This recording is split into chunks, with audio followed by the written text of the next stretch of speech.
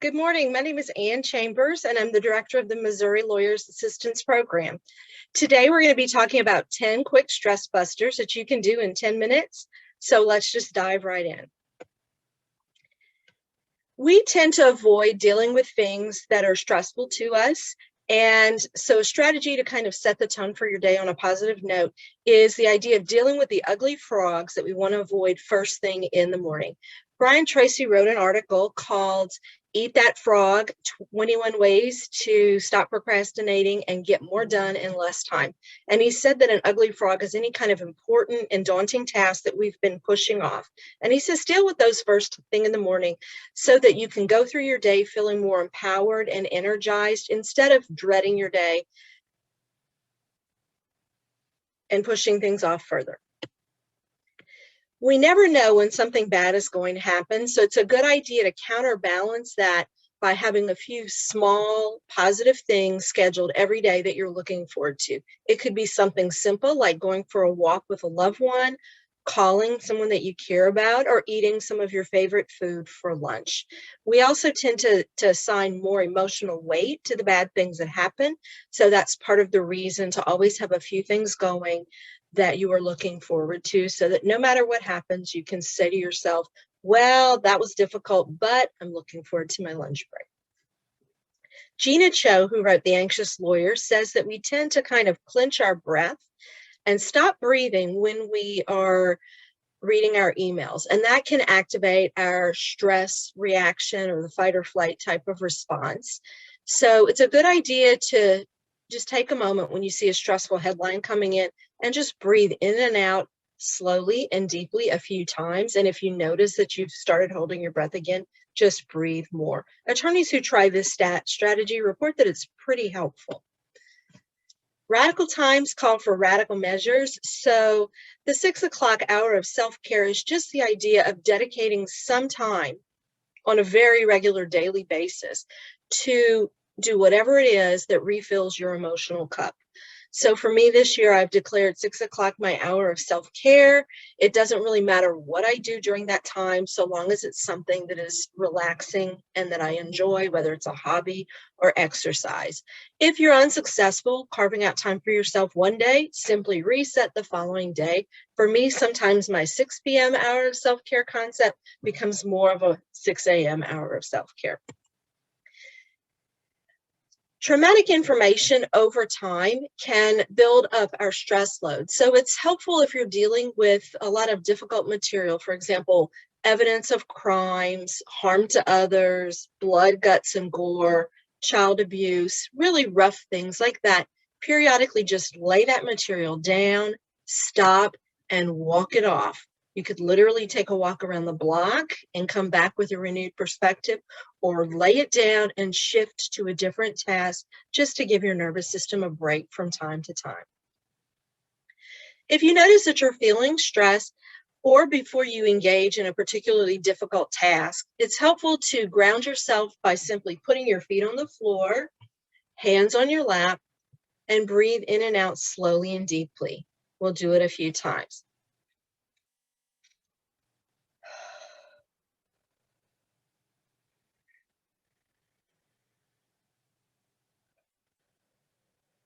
If you like, you can also picture yourself breathing in peace and out stress. And then when you're done, proceed on with your day and the next task. This year it's been difficult to get out, and work has been stressful, and also the lines between our work life and our family life can be blurred, particularly for those who are working from home. Taking a brief mental vacation is sort of a luxurious type of a stress management break. With this one, you set your timer for a few minutes, for example, 10 or 15 minutes, so you don't have to worry about losing track of time. Then you picture yourself being anywhere that you would like to be in the world. It could be your favorite vacation spot, a place you always said you wanted to go, or a place you build out in your own mind's eye. Once you've pictured it, close your eyes and imagine yourself as if you were there, and round it out with all 5 of your senses. So picture, for example, if you're at the beach, the sounds in the air, the crashing of the waves, Imagine yourself dipping your toes into the sand and feeling the grit of the sand in your hands. Notice the smell of the salt air. Picture the wind at your back and the warmth of the sun on your body. Notice any smells, the salty air, anything along those lines. And when your timer is up, simply proceed on with your day.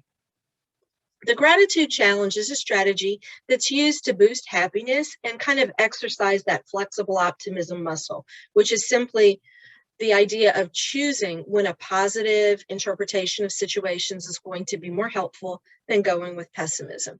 For this challenge, you do it for 30 days and you take 10 minutes each day. You need to write these things down. So you'll want a sheet of paper or a journal or a computer file. So first you write down 5 things that make you feel like your day and your life is good and worthwhile as it is right now in the middle of a global pandemic. So for me today, number 1, I got to have a good biscuit for breakfast. 2, I'm going for a walk this evening. 3, we're going to get to see some flowers, so I'm bringing my camera. 4, I put our baby chickens in the coop and they are so far getting along well with the big hens and they made it through the night okay. And 5, I get to talk to you guys.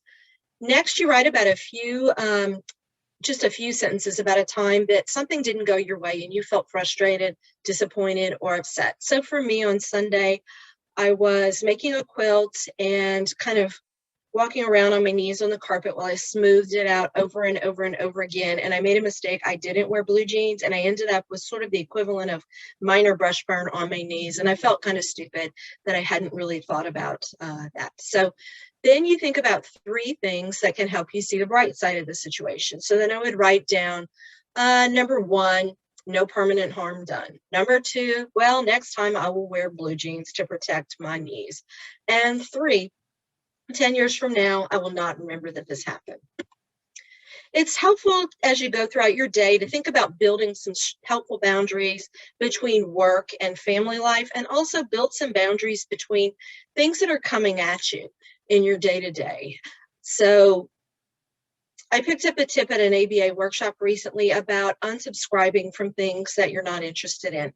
So for example, you could decide tomorrow, I'm just simply going to unsubscribe from everything that comes in my email box that I'm never going to open and I'm simply going to delete, or that I resent receiving in the first place. So you just do that periodically and see what changes you notice. Second idea is to set up some folders and use them in a way that's helpful for you. For example, making one called invitations for CLEs or other events, or making invitations for your Zoom links. And because we tend to keep our devices close to us, and having the devices and watching them while we're in bed can interfere with good sleep, it's a good idea to lay those things down about an hour before bed to help us rest more easily. 10 count breathing is our last strategy. This helps prevent our stress response from accelerating. So if you notice you're starting to feel anxious, feeling a clenching in your chest, or getting butterflies in your stomach, or feeling a little stressed, you can try this.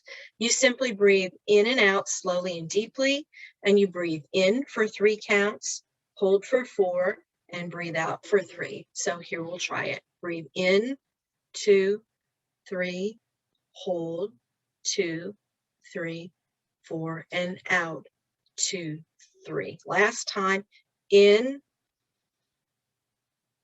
hold, and out. Thank you for spending these 10 minutes with me today. My name is Ann Chambers, and I'm the director of the Missouri Lawyers Assistance Program. We're a free confidential counseling program and serve lawyers, judges, law students, and immediate family members. Feel free to call us if you'd ever like to talk or discuss stress management, and have a wonderful day. Bye.